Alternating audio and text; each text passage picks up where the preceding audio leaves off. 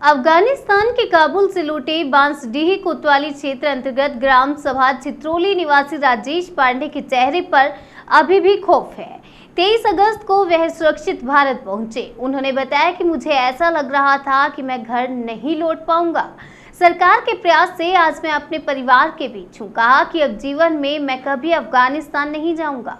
वहां पर तालिबानियों के द्वारा महिलाओं के साथ तथा बच्चों के साथ दुर्व्यवहार किया जा रहा है।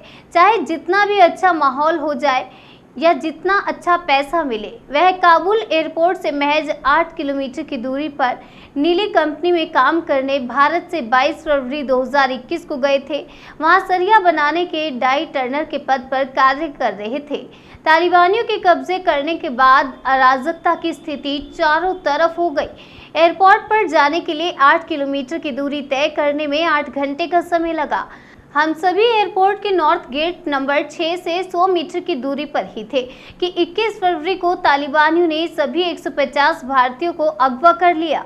एक सुनसान स्थान पर सभी को लेकर चले गए। एक जगह बिठाकर सबका पासपोर्ट आदि चेक किया। इन सभी ने खाना खाने के बारे में भी पूछा, लेकिन डर के मारे किसी ने खाने की हिम्मत नहीं की। करीब 5 घंटे बाद काबुल एयरपोर्ट पर उन सभी ने छोड़ दिया, पर जब हम लोग एयरपोर्ट पहुंचे तो जान भी जान आई। बताया कि काबुल एयरपोर्ट व आसपास के इलाकों में चारों तरफ बमबारी व गोलियों की आवाज से माहौल डरावना हो रहा था। ईश्वर की कृपा व सरकार के प्रयास से वतन में परिवार के बीच सही सलामत पहुंचा हूं। जीवन में इतना डर कभी नहीं लगा। बताया कि वे किसी राक्षस से कम नहीं थे। इनकी माता माया पांडे, पत्नी ममता पांडे, बेटा अनुराग पांडे व नीलेश पांडे की खुशी का ठिकाना नहीं है। मां व पत्नी ने कहा कि हमारे लिए भगवान रूप में प्रधानमंत्री हैं। उनकी बदौलत हमारे घर की धड़कन सही सलामत वापस हम लोगों के बीच है। अपना परिचय दें। जी, मेरा नाम राजेश पांडे है।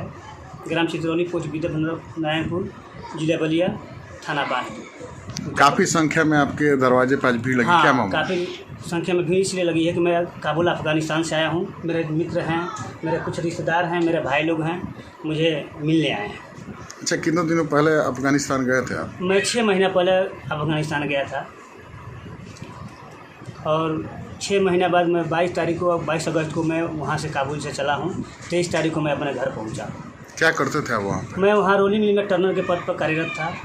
डाई ऑपरेटर, स्टील कंपनी थी, मैं यही में कार्य करता। कौन सी कंपनी थी? मिली स्टील कंपनी थी जी। तो आपके साथ वहाँ क्या हुआ? मेरे साथ कुछ नहीं हुआ। वहाँ जो माहौल था वो भयानक था। माहौल वहाँ जो काबुल एयरपोर्ट पर था, जो वहाँ की दहशत थी, वही देखते हुए मुझे भी भयभीत होना पड़ा। और इसका नतीजा हम लोग भारत सरकार से मदद भी मांगे। मदद अच्छी तरह से हमें मिला। हमको क्या, सब भारतीयों को मिला है।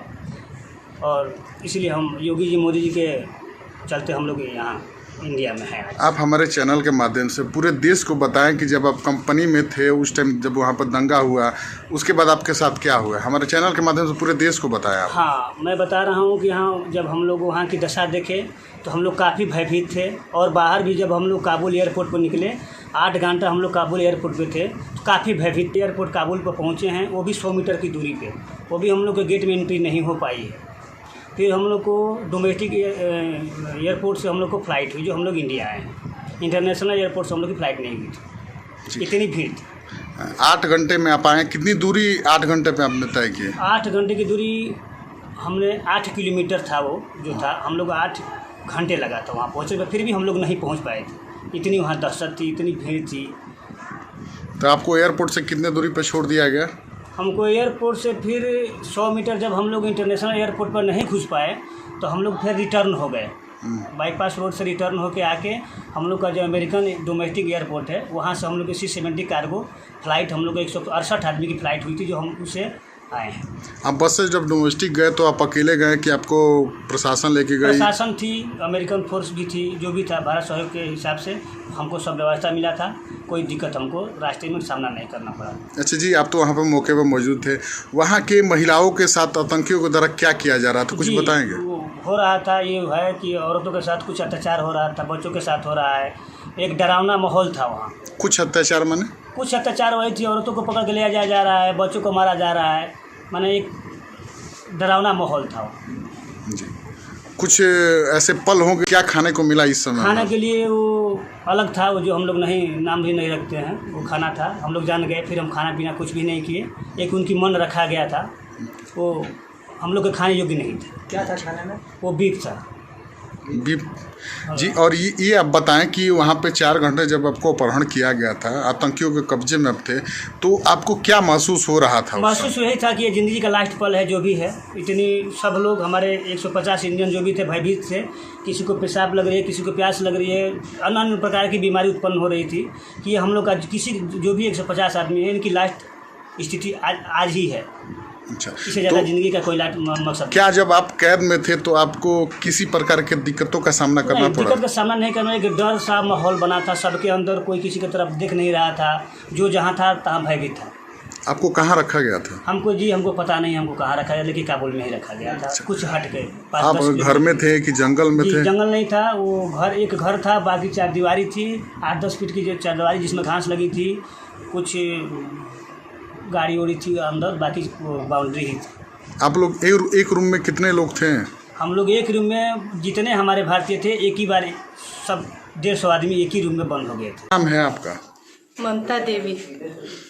कहाँ के रहने वाली हैं? चित्रौली, नारायणपुर चित्रौली। आपके पति कहाँ गए थे? काबुल, अफगानिस्तान में। आ गए हैं कि वहीं पर हैं? आ गए हैं। आपको कैसा लग रहा है? अब तो हम लोग को बहुत अच्छा लग रहा है।